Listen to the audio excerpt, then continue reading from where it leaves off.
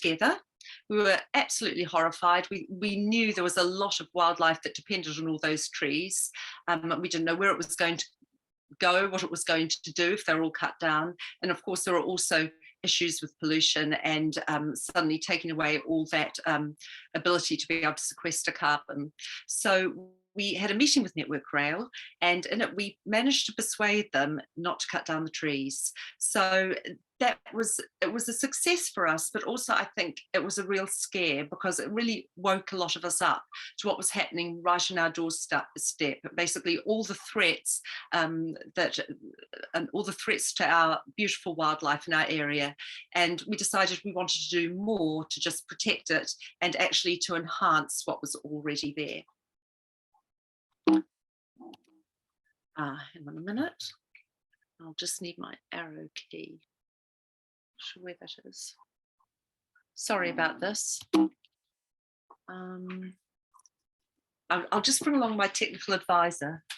There we go. So just click there. Okay. So along came the Sustainability Festival in 2019, and that gave us the opportunity to launch Wilderhood Watch and to start a couple of projects. So we decided how we'd design it was that we would just, we'd focus on a particular animal or set of animals, and we would ask people to link their gardens for them. So in our minds right from the get-go was the idea that we would create these green corridors. So exactly as Tim was saying, when he was speaking, he was talking about how fragmented all our habitats were and how we need to be able to connect species, so important in order to increase the biodiversity and to keep the gene pool really healthy. So it was our idea that, well, we've got all these gardens. If we could get everybody to actually garden for wildlife, we'd just naturally create these wildlife corridors. So that was our intention. So we started, as you can see, with hedgehogs, our project Hedgehog Street, and our event was a really fun event.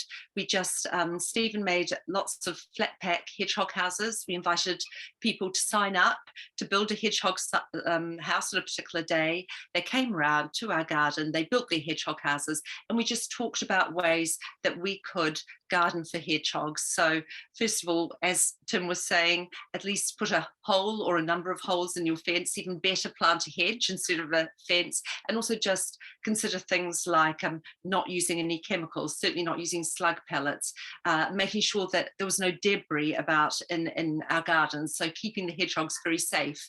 If we had a pond, making sure that it was an easy way for a hedgehog to get in and out of the pond. And then the other project we launched was something we were just considering the wider environment. So the food that we ate, and we decided for the next 2 weeks, we would try lots of vegan recipes and share them with each other. So we're sharing them on our WhatsApp chat. I was popping them on our newly formed website. And this is something that's ongoing to this day. You can still go to our website and hopefully find lots of nice vegan recipes to try out. So that was 2019.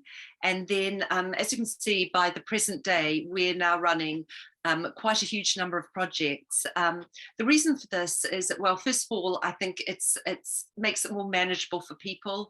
They can think in terms of one species at a time rather than trying to tackle everything at the same time. And also, every time we launch a project, we get more people involved just because it might be something that interests them, whereas maybe the project we'd run before didn't interest them so much. So we're basically able to target, I suppose, different people and their interests.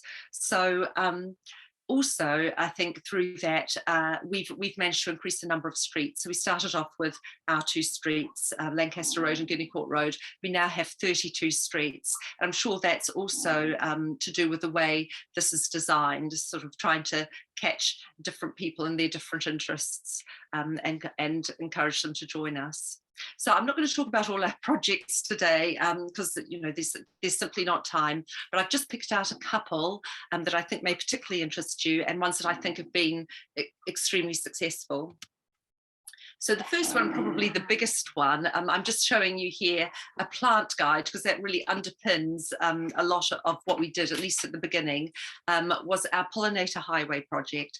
So this was very much about trying to get as many people along our streets as possible to plant pollinator-friendly plants in their gardens, so that the animals would have food. They'd also be able to travel from one garden to the other, hopefully ending up in one of these wider green spaces in St Albans. And we thought it would be really good to just give people lots of support to do it and give them a plant guide. So it was really easy for them to pick up plants that they could have in the spring, summer, autumn and winter to give pollinators year-round nectar and pollen. So we did this by, it was just a really lovely day. It was an afternoon. We went into people's gardens along our streets, people that I knew that for years had been gardening, were really very, very experienced gardeners, that would be really nice to get into their gardens and just see which plants were doing really well and which plants the pollinators liked. So that's exactly what we did.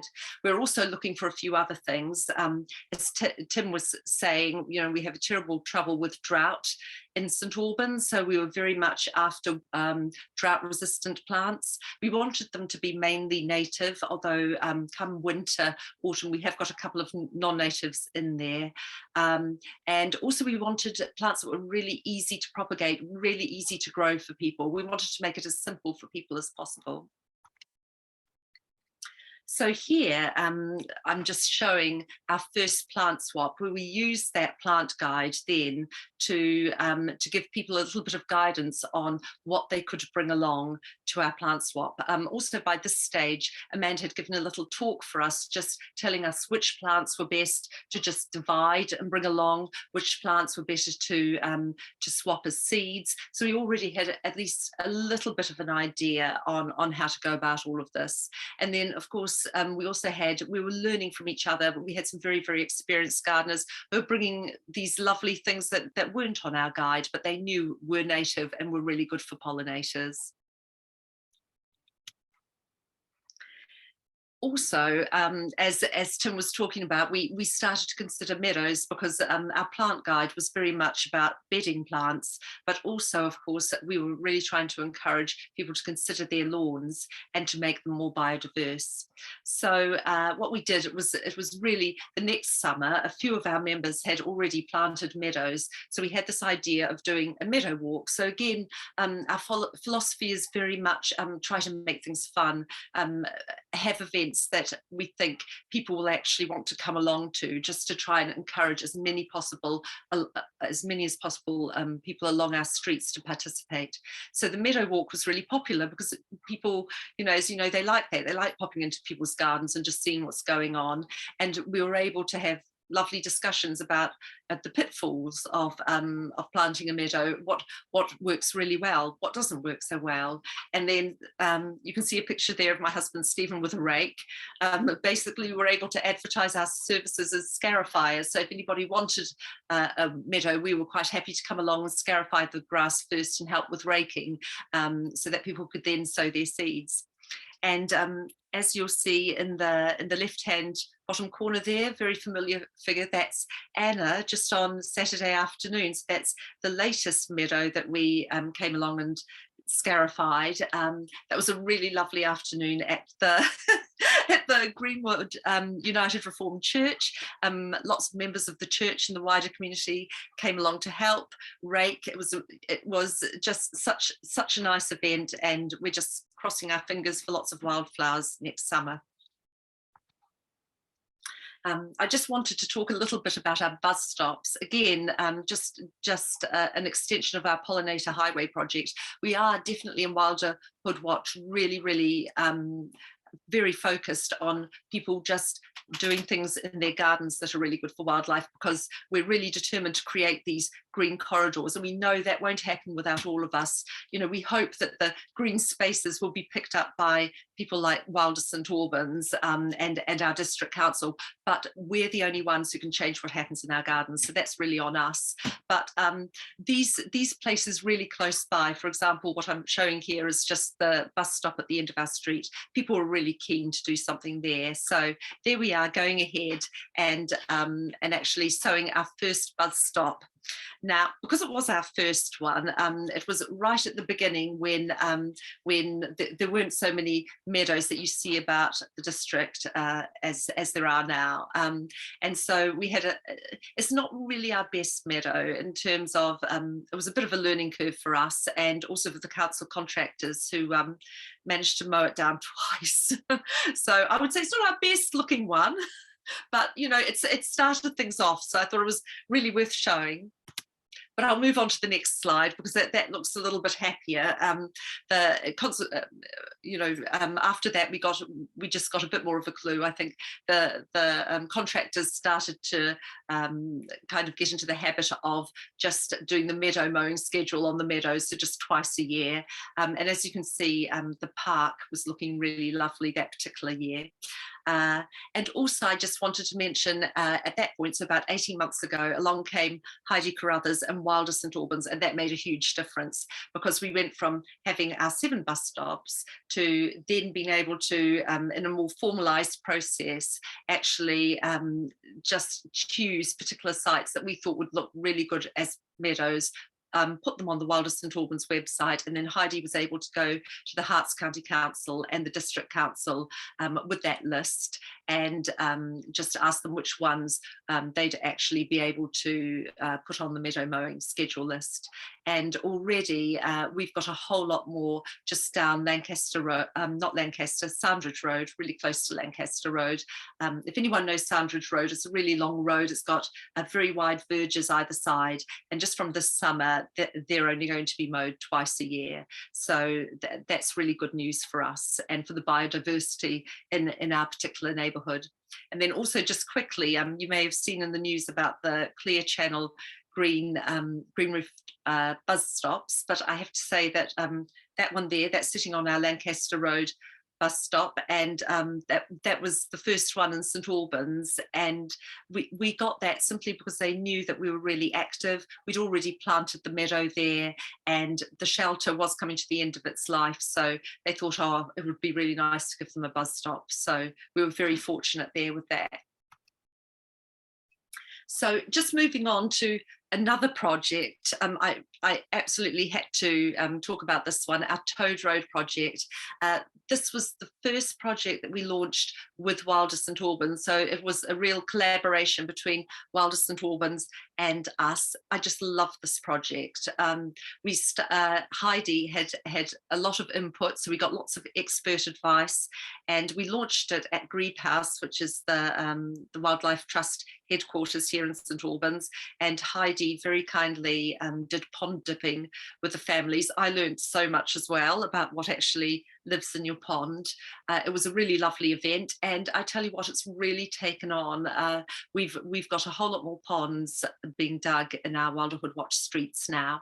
Another thing that helped, we took our Meadow Walk idea and we used it for the ponds. So we had lots of pond walks on our streets. Some streets were lucky enough to have Heidi along again to do some pond dipping, which was really lovely. But again, just talking about how to build a pond. There's no one way to build a pond, you know, so it was really interesting to go into other people's gardens, talk about how they'd done it, what it looked like, what sort of creatures we could expect to see there.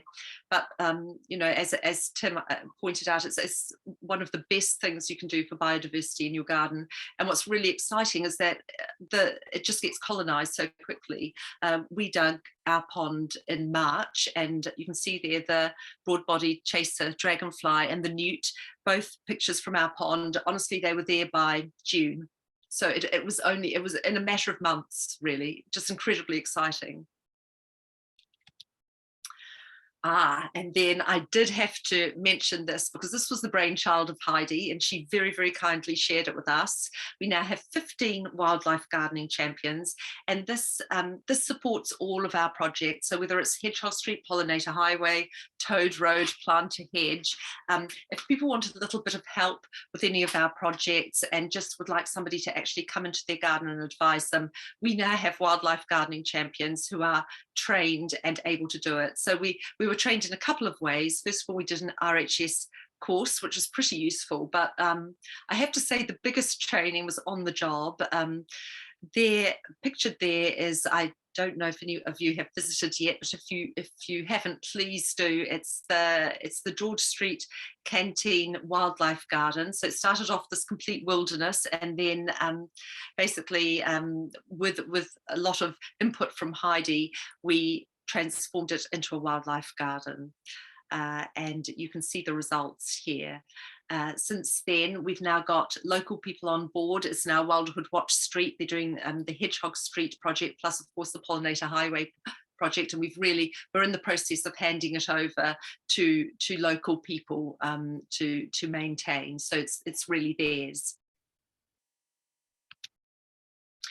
So I've just got a few more slides, and this is more about just giving you a taste of the different events that we put on to try and get more people engaged. Because the thing is, you know, we all know that just having one garden that's good for wildlife is great, but it's a little oasis. It's not really going to thrive unless the whole street and the neighbours are doing it as well. So anything, we just try whatever we can to get more Wilderhood Watch streets, but also very much to shore up the ones we have, to try and get more and more neighbours on board, because we know then those wildlife corridors are going to be all the stronger for it.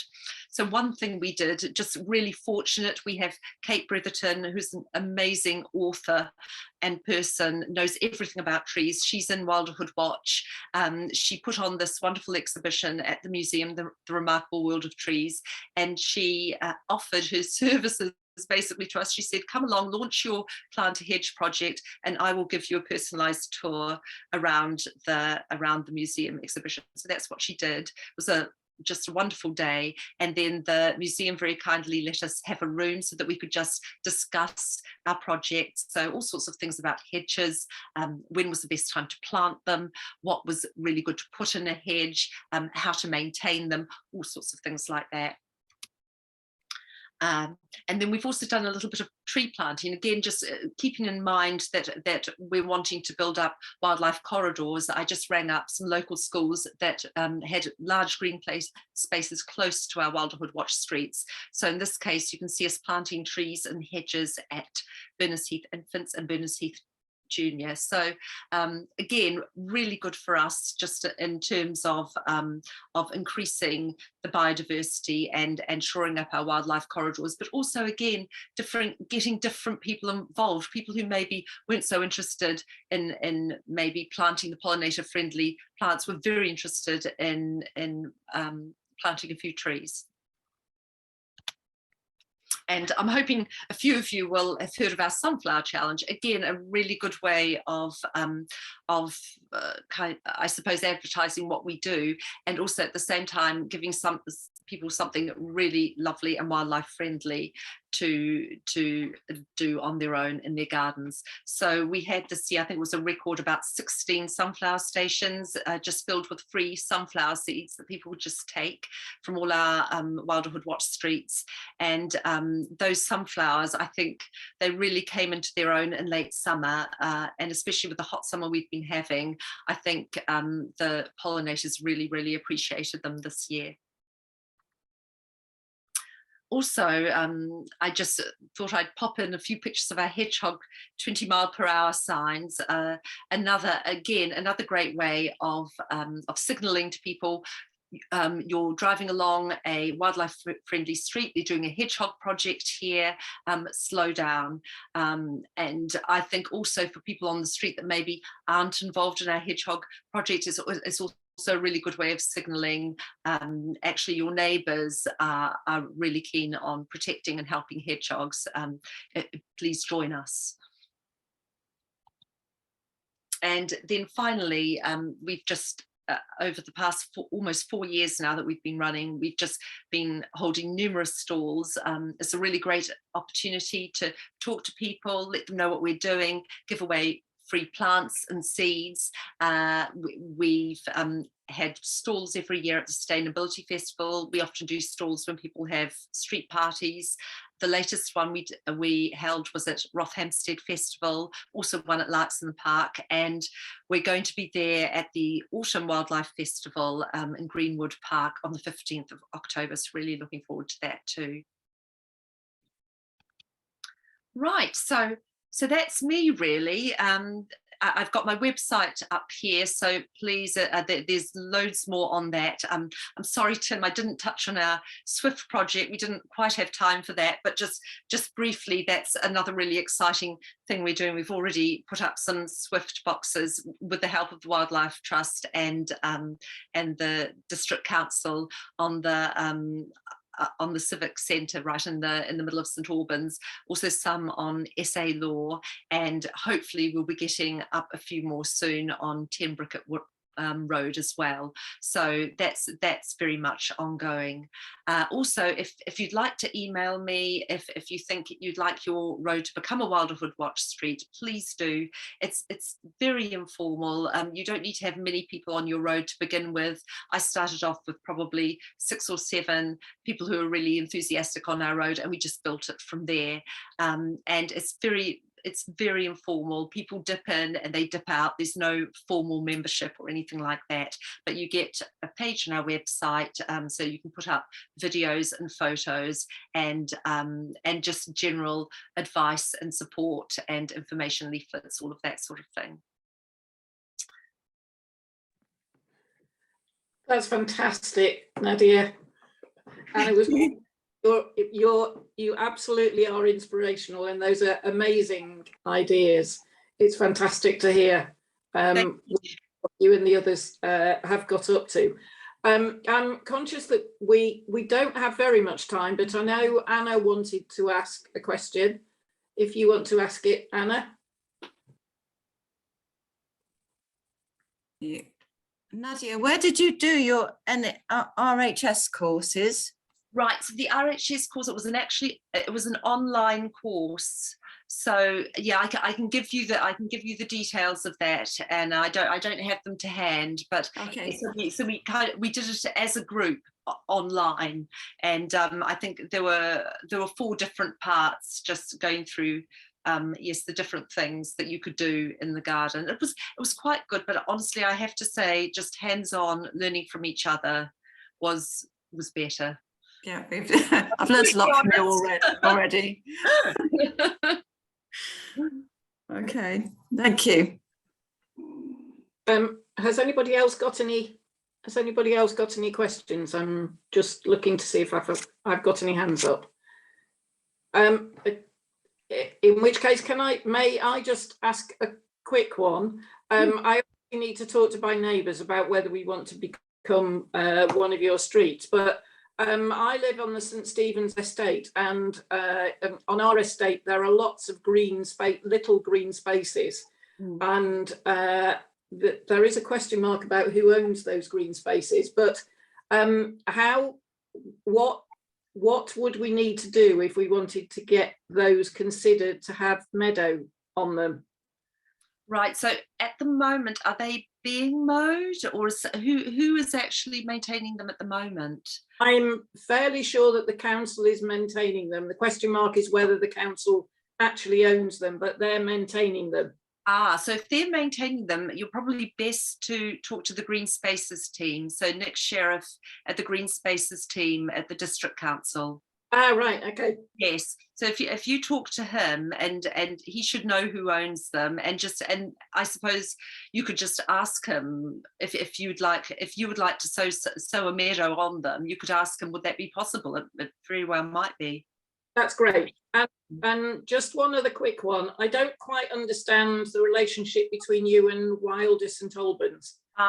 Right. Okay. So we are separate groups, but Wilder St Albans has very much supported us in what we've done. So So basically, when Heidi came on board, she was very much, how can we support you so that you can keep doing what you're doing? And so I think it was wonderful for us because we suddenly had that expert advice on tap. So for example, we put out, for every project, we put out information leaflets. It was really nice for me when I was devising them to be able to just text or email Heidi and go, is this right? Could you check this? You know, so that practical support like that. And then of course, as I showed you with the Toad Road project, you know, just physically being there, you know, made a huge difference. And the wildlife champions. Yeah. Yeah. I mean, I don't know about anybody else, but I'm sort of blown away by the breadth of the things that you've done, but really enthused and excited by what you've achieved. It's fantastic, and it sounds just a great community way of getting everybody involved. Fantastic. It's the people, you know. It's the thing is, it's actually the sum of everybody. We have some amazingly talented people on board, and it's just snowballed. It's amazing. I would say 2 years ago, I'm not sure if it would have continued if I hadn't been able to do it anymore. But now, quite honestly, I could go away and live in a cave. I think it would just keep going. So that's, to me, that's brilliant. Yeah, and that's a sign of how successful it is. I'm just quickly wondering whether Pamela, you had a question about